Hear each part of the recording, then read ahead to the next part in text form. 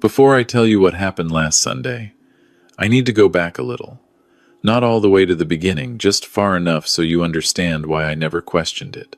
Why I never once thought that a phone call at 7 in the morning could be anything other than love. I'm 63 years old. I retired from 28 years with the Oregon Department of Transportation 2 years ago, and I've been living alone in the same house in Medford since my wife, Carol, passed away from a stroke 4 years back. It's a 2-bedroom ranch on a quiet street. Nothing fancy. But Carol picked out the hydrangeas along the front walk, and I've kept them going because that feels like the right thing to do. I'm not a man who makes friends easily. I keep to myself. I cook my own meals, I watch the Blazers when they're worth watching, and I take my blood pressure medication every morning with a glass of orange juice. That's the routine. That's been the routine for 2 years now. My son is 37. He lives about 40 minutes south of me, down in Ashland, where he worked for a tech company that built software for logistics companies. He was good at his job, or at least I always believed he was. He had an apartment, a girlfriend for a while, a life that seemed to be moving in the right direction. After his mother died, we grew closer than we'd ever been when he was a teenager. He started calling more often, checking in. And about 18 months ago, the calls settled into a pattern that I found, honestly, touching. Every Sunday morning, at 7 o'clock exactly, my phone would ring, his name on the screen. I'd pick up, and he'd ask the same questions in roughly the same order. Had I taken my medication? How did I sleep? Did anyone come by the house? Was the heat working all right? I'd answer each one, he'd seem satisfied, and we'd chat for another 10 or 15 minutes about whatever: football, the garden, his work. Then he'd say he loved me, and we'd hang up. I told people about those calls. My neighbor, Patrice, who has 3 grown kids who never seem to call at all, said she envied me. My old buddy Frank, who I'd worked with for 15 years on the highway crew, said I'd raised my son right. And I believed that. I was proud of it. I thought that losing his mother had made my son attentive in a way that grief sometimes does. It shakes you awake, reminds you that the people you love are not permanent fixtures. I had no reason to think otherwise. Until last Sunday. Frank had been planning to drive up from Grants Pass since before Christmas. He'd had knee surgery back in November, and this was the first weekend he felt well enough to make the trip. I told him he could stay in the spare room.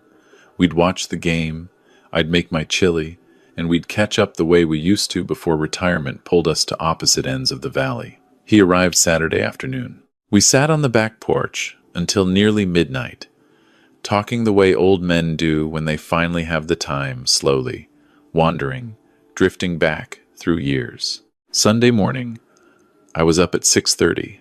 I'd already made coffee and was thinking about how to explain to Frank that I needed a few minutes at 7, that my son always called, that it was a thing I didn't like to miss. But Frank was still asleep. The house was quiet. And when my phone rang at exactly 7 o'clock and I saw my son's name, something made me hesitate before I answered. I don't know exactly what it was.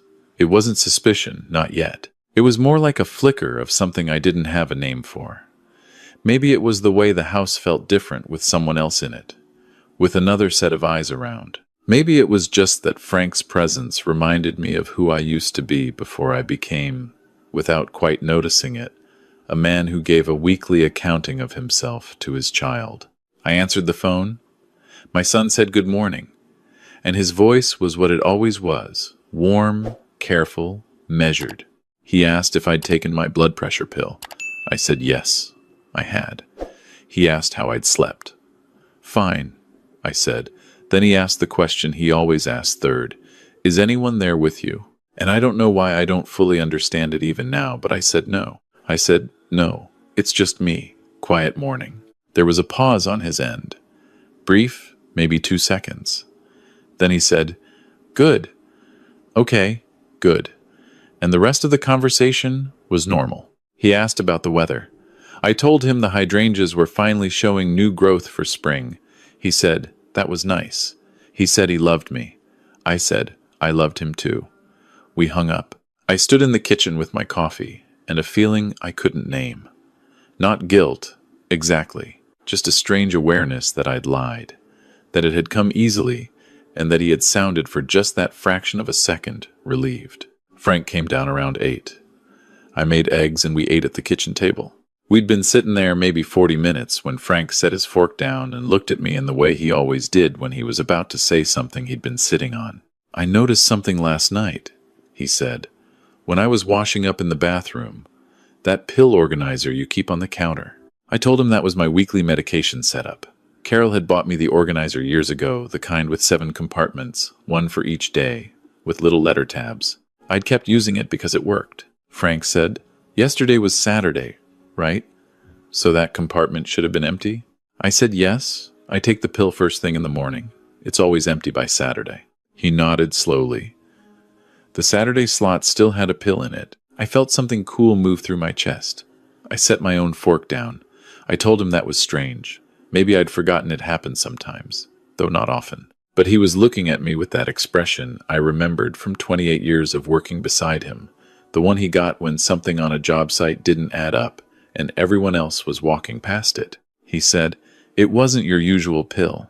I know what those look like, white, oval. This one was white too, but it was round, different size." I didn't say anything for a long moment. Then I got up and went to the bathroom. He was right. I stood there looking at that little round pill in the Saturday slot of my organizer, and I tried to think of an explanation that made sense. A mix-up at the pharmacy. A pill that had rolled in from somewhere. But the organizer sat in the same spot on the same bathroom counter, and nobody came into my house except for me. And my son, when he visited. My son visited every 2 or 3 weeks. He would always spend a little time in the house before we went anywhere. He'd use the bathroom. He'd get a glass of water from the kitchen. He'd sometimes go look at the thermostat in the hallway, which he said I always kept too low. At the time, I'd found this endearing. He was looking after the place, looking after me. I picked up the pill and held it in my palm.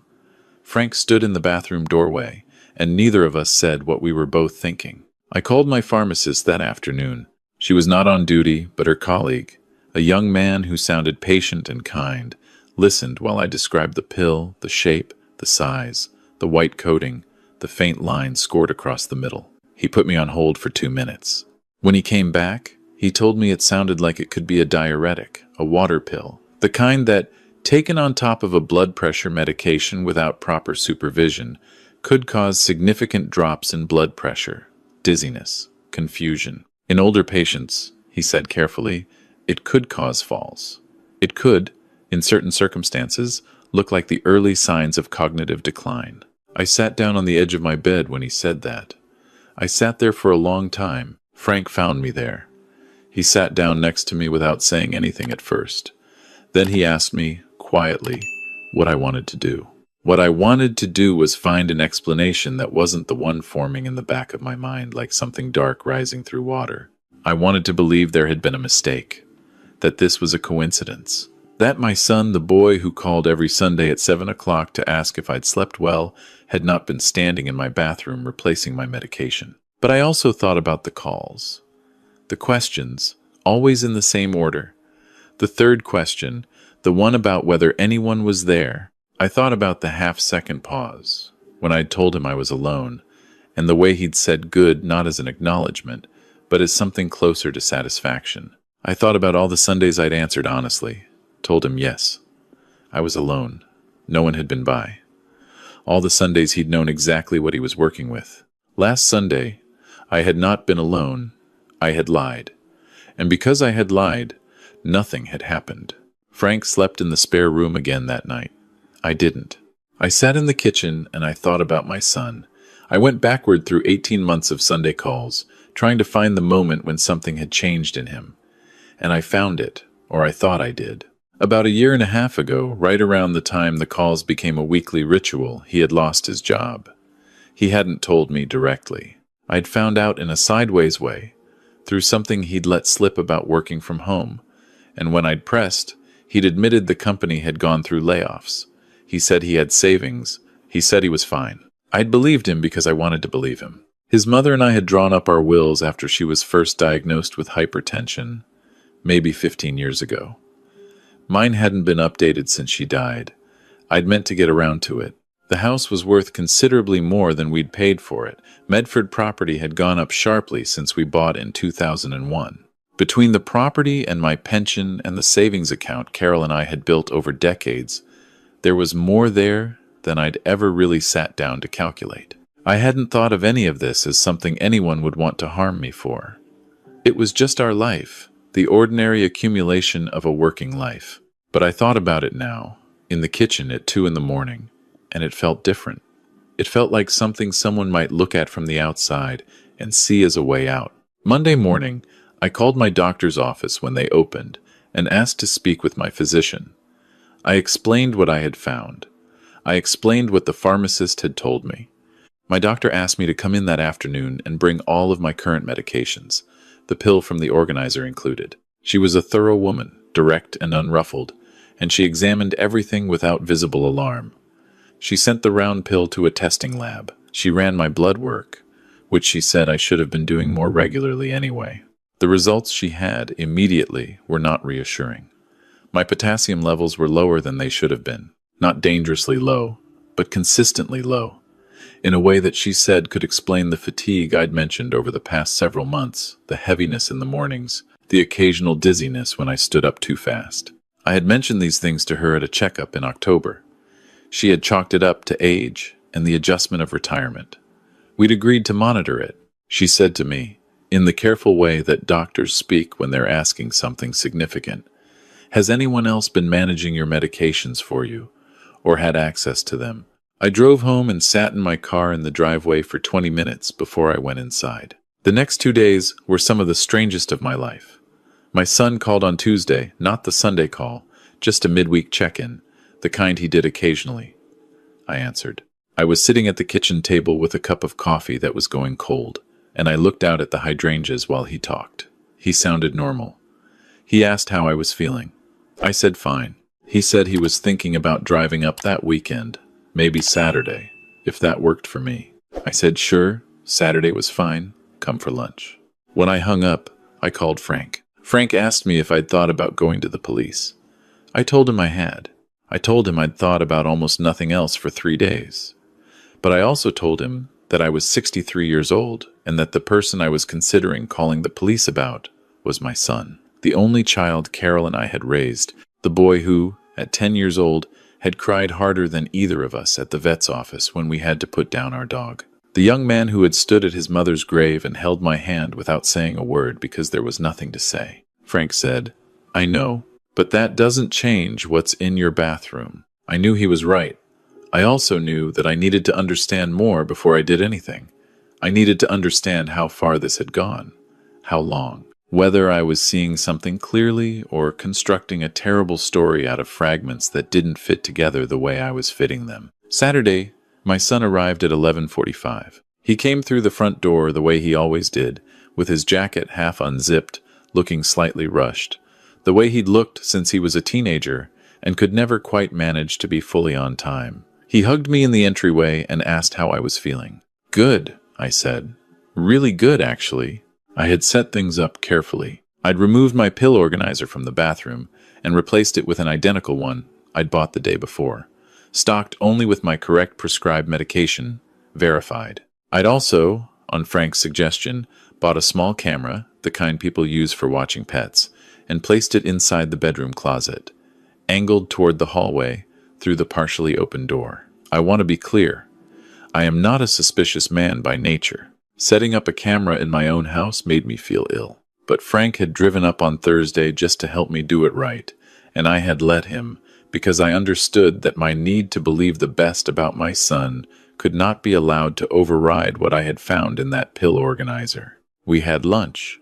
I made sandwiches. We sat at the kitchen table, and I watched my son's face across the table and tried to see something in it that would tell me I was wrong.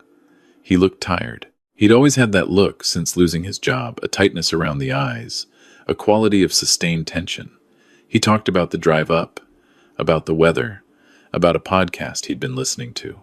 He ate his sandwich and drank his coffee, and didn't seem like anything other than what he had always been, a tired man in his 30s trying to hold things together. After lunch, he asked if he could use the bathroom. "Of course," I said.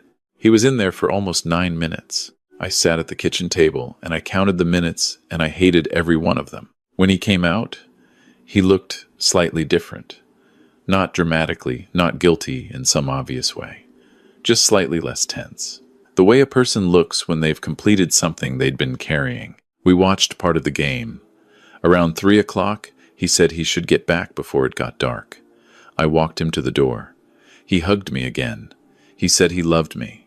I said I loved him. I meant it. That was the hardest part. I meant it completely. I watched his car back out of the driveway and disappear down the street, and then I went inside and locked the door and sat down on the couch and didn't move for a long time. The camera footage was clear enough. I watched it on my laptop that evening with Frank on the phone, talking me through it, because I had called him as soon as my son's car was gone and I hadn't wanted to watch it alone. In the footage, my son went into the bathroom and closed the door. After about a minute, there was a brief angle change as he apparently opened the door an inch to listen. Then the door closed again. Then the footage picked him up coming out of the bathroom 2 minutes later, pausing in the hallway, looking toward the living room, and going back in. He was in the bathroom for almost 5 minutes of the 9. I drove to the police station the next morning. I have thought many times, in the months since, about how to describe the process of reporting something like that. There is no clean way to do it. You sit across from a detective, and you tell him that you believe your son has been substituting your medication. And as you say the words out loud, for the first time to a stranger, you hear how they sound. You hear yourself describing the pill organizer, the potassium levels, the camera footage. You hear yourself explaining the Sunday calls and the 9 minutes in the bathroom, and you watch the detective's face as he writes things down. And somewhere under everything you are praying that he will find the thing you missed, the angle that makes this all a terrible misunderstanding. The detective, whose name I won't use here, was a quiet man of about 50, who had a way of asking questions that felt neither aggressive nor dismissive. He took the footage. He took photographs I'd taken of the medications. He told me the lab result on the pill was still pending, which he would follow up on. He said they would need to conduct their own analysis. He asked if my son had ever discussed finances with me. Inheritance. The house. I said yes, a few times. After Carol died, we'd had conversations about the will. Nothing dramatic, just the practical talk that death requires. My son knew what the house was worth. He knew about the pension and the savings. He knew, because I'd told him years ago, that he was the primary beneficiary of everything. The detective asked when my son had lost his job. 18 months ago, I said. He wrote something down. The next 10 days were a different kind of waiting than any I had experienced before. I have waited for surgery results and weather forecasts and the slow end of Carol's last weeks. But this was a waiting that existed alongside the ordinary texture of my life. I still made coffee. I still deadheaded the hydrangeas. I still picked up the phone on Sunday morning when it rang at 7. I answered my son's questions in the same order I always had. I told him I'd taken my medication. I told him I'd slept well. And when he asked if anyone was there with me, I said no, just me. Quiet morning. He said good. He said okay, good. And I sat with that word in my chest like a stone. The detective called me on a Thursday afternoon, 11 days after I'd come into the station. The lab had confirmed the identity of the pill. It was, as the pharmacist had suspected, a diuretic not prescribed to me, not appropriate in combination with my existing medication. The detective told me, in careful language, that his department had begun looking into my son's financial situation. What he found, he relayed with a kind of deliberate neutrality. My son's savings were nearly depleted. He owed back rent on his Ashland apartment. He'd taken out a personal loan 8 months ago. There were credit card balances that had been growing since he lost his job. And 3 months ago, the detective paused before this part. The way people pause before the thing that changes the shape of everything. My son had inquired with an insurance agency about adding a life insurance policy for a parent. He had not yet completed the process, but the inquiry was documented. I thanked the detective, and I set the phone down on my kitchen counter, and I looked out through the window above the sink at the hydrangeas, and I thought about my wife. I thought about how she used to say that our son worried too much, that he carried things he didn't need to carry, that she could see it in him even when he was small. This need to control outcomes, to manage every variable before they could catch him by surprise. She said it with love. She said it the way you name something in a child, not to diminish them but to see them clearly. I thought about whether she would have seen this coming, and I thought, probably, somewhere in the back of her, she might have been afraid of it. 2 days later, my son was brought in for questioning. I was not there. The detective had advised me to stay home, and I did. I sat in the kitchen, and I waited. What I learned in the days and weeks that followed came in pieces. Some from the detective, some from my son's court-appointed attorney, who was kind enough to speak with me briefly. Some from my son himself, eventually, in conversations I am still not sure I was ready to have, but had anyway. My son had, over the course of roughly 14 months, been substituting my blood pressure medication with a diuretic that he had obtained without a prescription through a contact he'd made online. Not on every visit irregularly, in the kind of pattern that would be difficult to detect without specific testing. The goal, as best I understand it now, was not immediate. He was not trying to kill me quickly. He was trying, in a slow and methodical way, to make me appear to be declining. Forgetfulness, fatigue, dizziness. The kind of symptoms that an older man living alone might accumulate until someone, perhaps his son, the son who called every Sunday, the son who was so attentive, might need to step in, to manage things, to take over the finances, the house, the accounts. When I first heard this laid out plainly, I could not connect it to the person I knew. The logic of it was so foreign to the man I had raised that I kept looking for where the story broke down. But the story didn't break down. It had happened. What came next, what changed the shape of the story in a way I had not anticipated, was the evaluation. At the recommendation of his attorney, and with the agreement of the court, my son underwent a full psychiatric evaluation. The psychologist's report, which was eventually shared with the family as part of the legal process, described something that I had not known was there, or had not known well enough to name. My son had been experiencing what the report called a paranoid anxiety disorder with obsessive features, which had worsened significantly following the loss of his job. He had developed, over the course of roughly 2 years, an elaborate set of fixed beliefs that I was being manipulated by people around me, that I was in danger of making decisions that would leave him with nothing, that someone, a neighbor, a friend, eventually a woman he believed I was seeing, though I was not, was going to take what was ours. The Sunday calls had begun as genuine concern and had become, without my seeing it, a monitoring system. He was checking, every week, whether the threat he imagined had advanced, whether I was still alone, whether things were still as he believed they needed to be. The psychologist noted that my son did not believe he was doing anything wrong. In his understanding of events, he was protecting his father from exploitation. He was ensuring that I would be cared for by him, under his oversight, in the way that he had decided was correct. The fact that the method he had chosen was harming me was not something that had registered within the framework of his thinking. The fear had become so total that it had reorganized everything else around it. I read that report 3 times. I don't say that to seem thorough. I say it because the first 2 times, I was reading it the way you read something you're hoping will resolve into something else, hoping the words will rearrange themselves into a different conclusion. The 3rd time, I read it the way you read something that is true. My son was sick. He had been sick for longer than either of us had known, and the sickness had grown in the dark, in the space between Sunday phone calls and quiet weeks, in the gap between what he was experiencing inside and what he was able to say out loud. The legal process is something I won't walk through in detail, partly because it's still ongoing in some respects, and partly because it isn't the heart of what I want to tell you. What I will say is that my son received a diagnosis, and that the diagnosis changed what happened to him in a way that felt, to me, like the only outcome I could live with.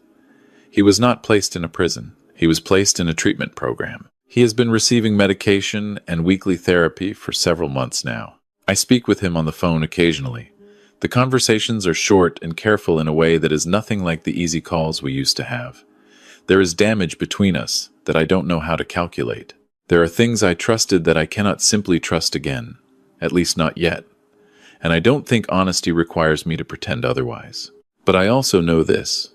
When my son asked me every Sunday morning how I was sleeping, part of that was real. When he stood at his mother's grave and held my hand, that was entirely real. The sickness did not make him a stranger to me. It made him a person I had not fully seen, which is a different and in some ways harder thing. Frank comes up from Grant's Pass more often now. He was there the day I cleaned out the second bathroom cabinet and replaced the organizer and spent an hour making sure I understood, for the first time since Carol died, exactly what was in my medicine, and why, and what each thing was supposed to do. He sat at my kitchen table and drank my coffee and didn't make it sentimental. That's the thing about a friendship of 28 years, it doesn't require much decoration. My doctor adjusted my blood pressure medication after reviewing the blood work from the period of the substitution. She said the effects were, in the long run, reversible. She was pleased that we'd caught it when we did. She said the word caught the way you say a word when you know the alternative but are choosing not to say it directly. Some nights, I sit on the back porch and think about how close it was.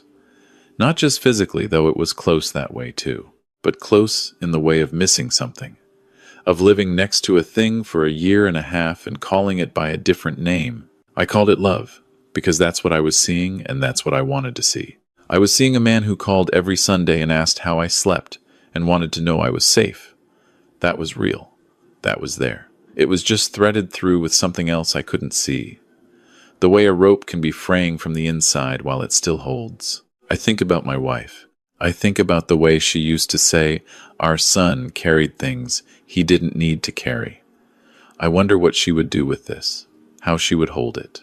She was better than me at holding complicated things without needing to resolve them into something simpler. She could love my son's worry and grieve it at the same time. I am still learning to do that. There is a Sunday morning ritual again now, though it's different. I make my coffee and I take my medication, the correct medication, from the bottle from the pharmacy, and I sit at the kitchen table and I look out at the hydrangeas for a few minutes before the day starts. Some Sundays, the phone rings. Sometimes it's Frank. Sometimes it's my neighbor Patrice, who has started stopping by more since she found out what happened, in the way that neighbors do when the ordinary distance between houses suddenly seems less sensible than it used to. Once or twice, it has been my son's number on the screen. Those calls I answer slowly, the way you approach something that you're still learning not to flinch from. His voice is different now, quieter, more deliberate, the way someone sounds when they're working very hard to choose their words. He asks how I'm doing. I tell him the truth. Sometimes I ask how he's doing, and he tells me the truth too, which is that some days are better than others, and that he is trying. I believe him. I believe him the way you believe something that you cannot afford not to believe, and also the way you believe something because the evidence is there, right in front of you, if you're willing to look without flinching. The last thing I want to tell you, because I think it's the thing that matters most, is about the lie. That Sunday morning last March, when I picked up the phone and, for the first time, told my son that I was alone when I wasn't. I've thought about why I did it. I've tried to trace the instinct backward to its source. And what I come back to is this. I think some part of me already knew. Not the full shape of it, not the details. But some part of me had accumulated enough small wrongnesses over enough Sundays to have a feeling it had not yet put into words. The fatigue that didn't lift, the dizziness on Tuesday morning, the way his voice settled into good when I said I was alone, not with warmth, but with the particular quality of relief that comes from confirming a thing you were afraid had changed. I think some quiet part of me heard that and, just once, decided to give it something different. Just once, decided to see what the truth would do if it traveled in the opposite direction. I'm not telling this story because I think I was clever. I wasn't. I was a 63-year-old man standing in his kitchen lying to his son for reasons he couldn't have explained, and the lie stumbled into saving his life more through grace than any deliberate plan. I'm telling it because I think a lot of people are living next to something they can feel but haven't named yet. Something that sits inside of care, inside of routine, inside of the small, daily things that are supposed to be simple. Sometimes love and harm can wear each other's clothing for a very long time. And sometimes the truest thing you can do is pay attention to the moment when, for no reason you can fully explain, something in you decides to tell a different story. And then when that moment passes, you follow it. I followed it. The hydrangeas are doing well this spring. Carol would have been glad about that. I keep the heat at a temperature I decide for myself now. And on Sunday mornings, I pour my coffee, and I take my medication, and I sit for a while with the quiet before whatever the day brings. Some mornings, the quiet is enough.